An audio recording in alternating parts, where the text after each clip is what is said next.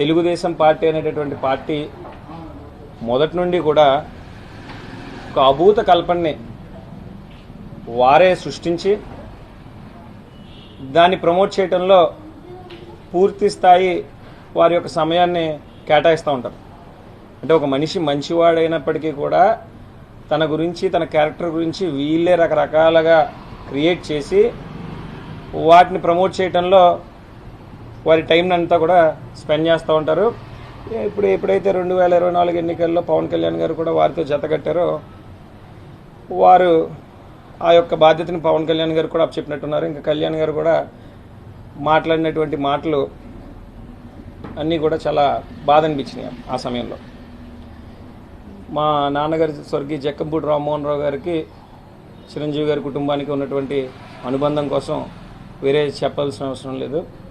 అయినప్పటికీ కూడా ఆయన ఆ విధంగా మాట్లాడారని అంటే కేవలం ఎన్నికలను దృష్టిలో పెట్టుకొని, అదేవిధంగా మా మీద ప్రత్యర్థి ఎవరైతే ఉన్నారో వారు రాసిచ్చినటువంటి మాటలు చెప్పకపోతే వాళ్ళు బాధపడతారు కాబట్టి మాట్లాడాడు. అయితే ఆ రోజు నుంచి కూడా మేము ఇదే కార్యకర్తలు కానీ, జనసేన కార్యకర్తలు కానీ, నాయకులను కానీ, తెలుగుదేశం పార్టీ నాయకులు కానీ, కార్యకర్తలు కానీ ప్రశ్నిస్తూ ఉన్నాం.